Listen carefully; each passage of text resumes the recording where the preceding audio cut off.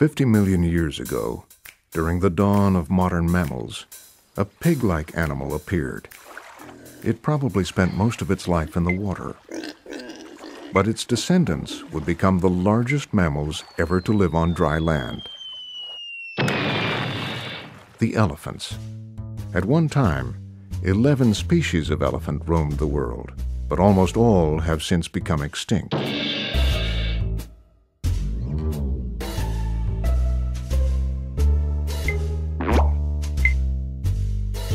The last to suffer this fate was the awesome woolly mammoth about 10,000 years ago.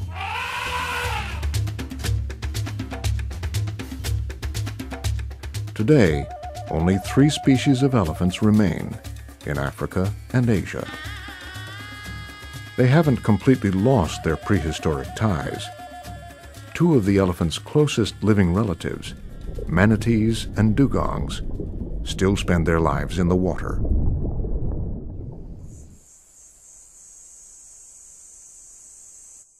Elephants in Africa live south of the Sahara Desert. Some live in grasslands called savanna. Summers here are very hot, so these elephants have large ears to fan their bodies.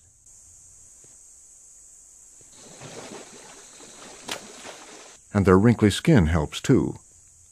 After a shower or bath, moisture gets trapped in all the nooks and crannies of their skin and helps keep them cool. Other elephants live in the tropical forests of Central and Western Africa. These elephants have a smaller body and tusks than the savanna elephants. Their elephant cousins in Asia are also smaller in size. Their bodies are suited to the moist Asian rainforest, where cooling off is easier. His floppy ears aren't nearly as big as an African elephant's, and his gray skin is less wrinkled.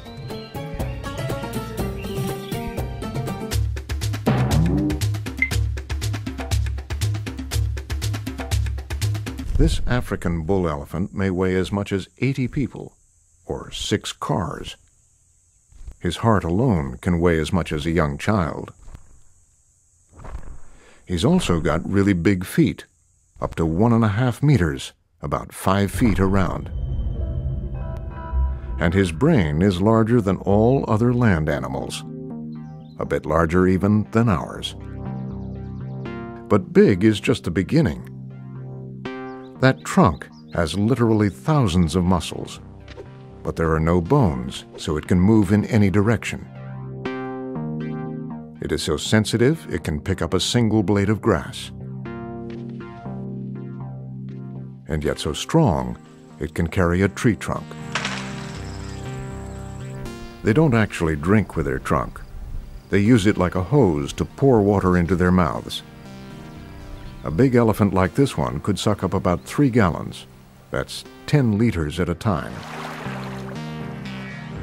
That trunk is really just an extension of his upper lip and nose, which has evolved over many thousands of years. It's the perfect tool for reaching high or low to eat, for scratching an itch,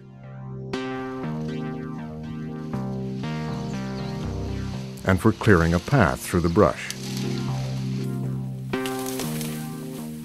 Elephants are great communicators. They talk to each other with a large repertoire of growls, grunts, snorts, and roars.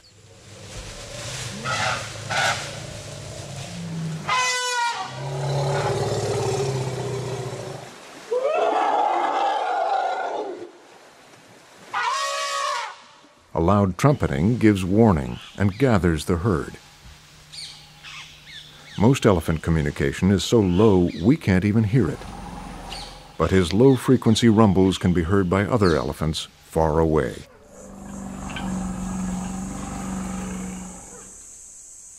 They may also communicate by sensing vibrations through the soft skin on the pads of their feet. This guy will spend most of the day eating, putting away nearly 400 pounds, 180 kilos of food each day. That means elephants pass a lot of smelly methane gas, and they produce a huge amount of poop, called dung.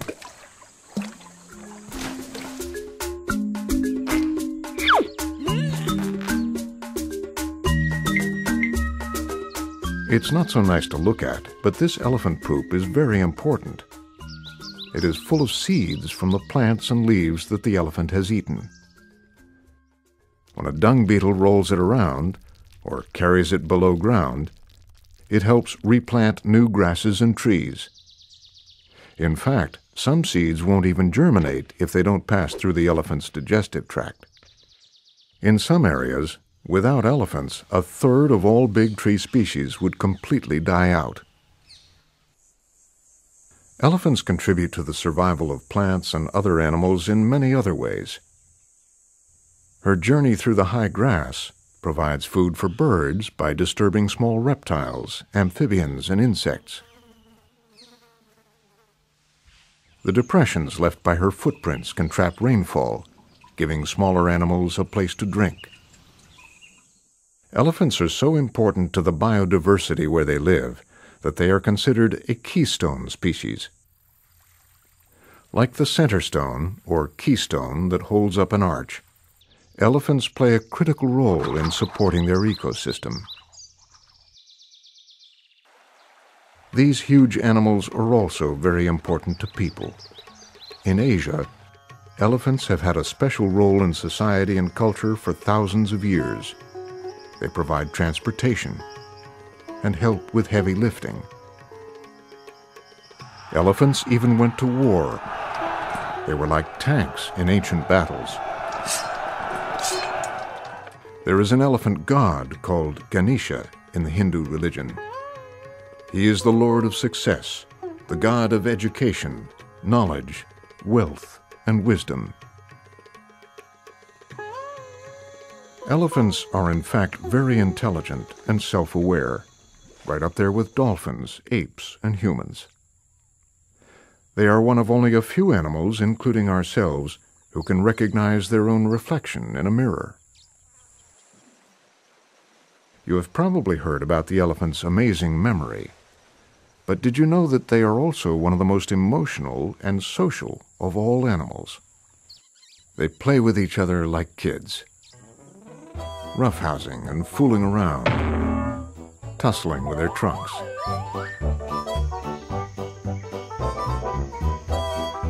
They share special greetings with family and close friends. They are loyal and care about each other.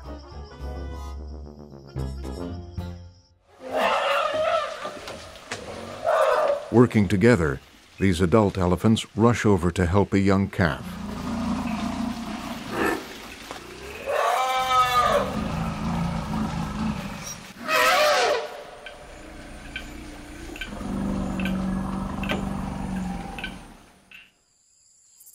Elephants live in family groups with lifelong ties. Herds usually include just adult females and their calves. When male elephants grow up, they leave the herd to live a mostly solitary life. The oldest and largest female elephant is called the matriarch. This wise old grandma is in charge of the herd. Everywhere she goes, the others will follow. She decides when and where the herd will eat, drink, and rest. With many years of memory and experience, she knows where to find food and water during drought, and other things that are vital to the well-being of the herd.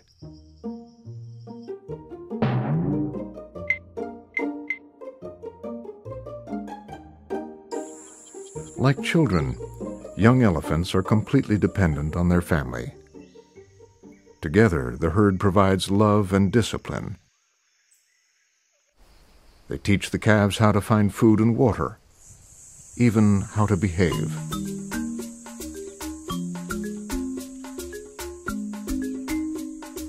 That strong bond starts from the very beginning.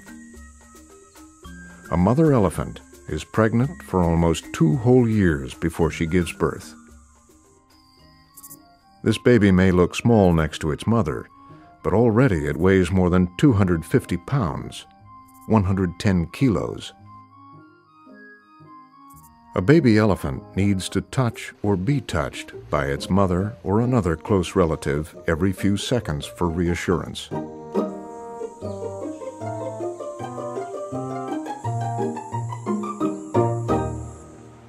She will be nursed by her mother for up to 4 years. At first, calves don't really know what to do with their trunk. They swing it to and fro, round and around, with little control. Sometimes they may even step on it.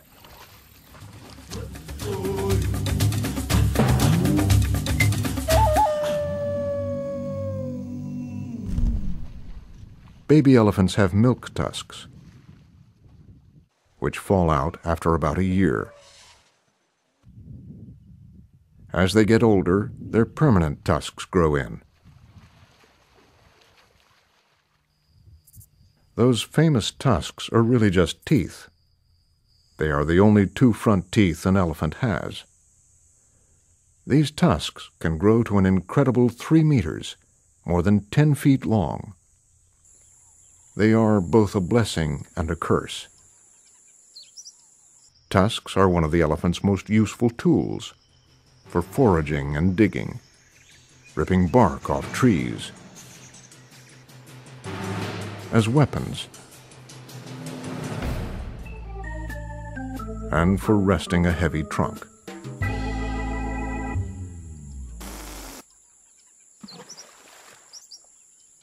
Just like right or left-handed humans, elephants prefer using one tusk more than the other. But these awesome tusks are a curse, too, because they put elephants at risk from hunters. The large tusks of adult elephants provide ivory, which has been used by people for thousands of years.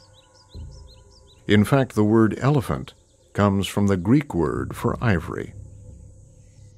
The hunters prefer ivory from mature males with the largest tusks. It's used for piano keys, billiard balls, fancy chopsticks, and other luxury trinkets. Tourists sometimes buy ivory souvenirs while on holiday in Africa or Asia, but every piece of ivory comes from a dead elephant. Elephant populations worldwide have dropped by at least 50% in the past century, and the ivory trade is mostly to blame. To help protect elephants, all international trade in ivory was banned following an agreement among governments in 1989. But sadly, the ban has been partially lifted since then. So illegal hunters, called poachers, continue to kill elephants, just for the sake of ivory trinkets.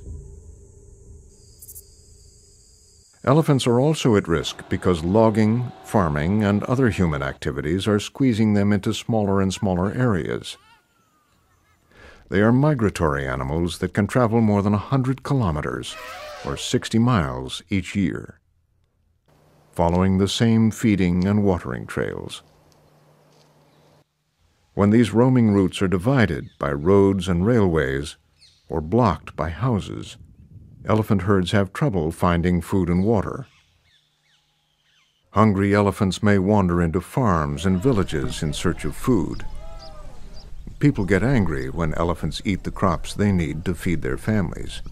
They do whatever it takes to make the elephants leave. They may injure or kill them, and people can get hurt too.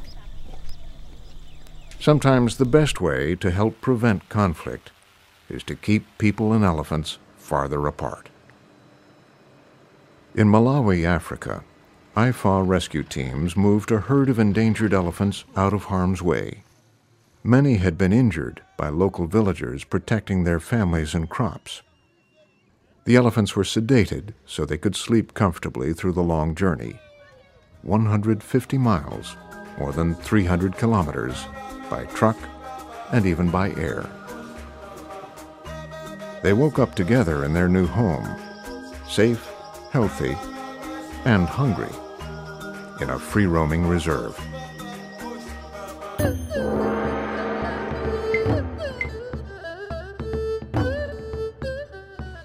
These thirsty pachyderms are some of the last few hundred wild elephants in China.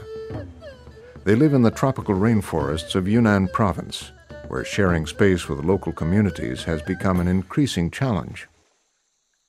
With so few elephants left in China, it's very important to find ways for them to live in peace with their human neighbors.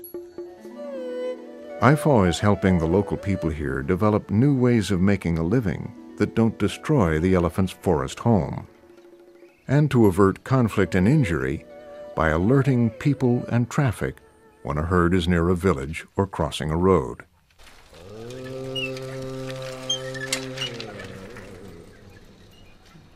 In India, a unique wildlife rescue center is helping create a better future for elephants, one calf at a time. The center rescues and cares for Asian elephant calves that have been injured, orphaned, or somehow separated from their herds before they are old enough to survive on their own. The young calves are given the same round-the-clock care that they would get from their mother. A bottle of milk,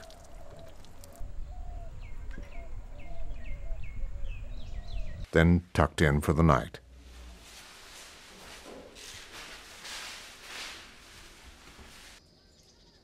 As the young elephants get stronger and begin to grow, they are taught how to live in the wild.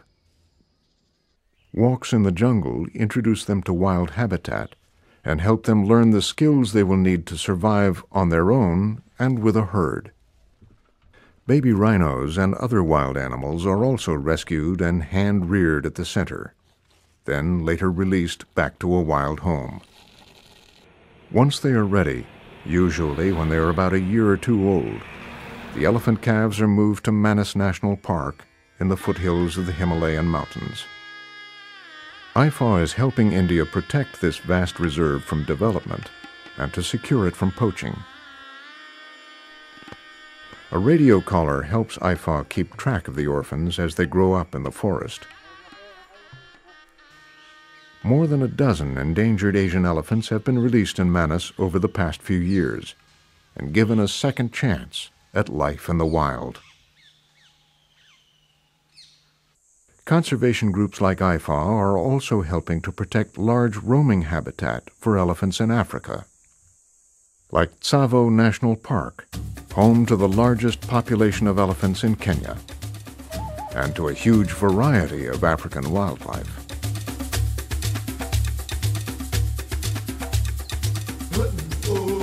Such efforts give hope for the future of elephants and for the biodiversity of our planet. They say elephants never forget.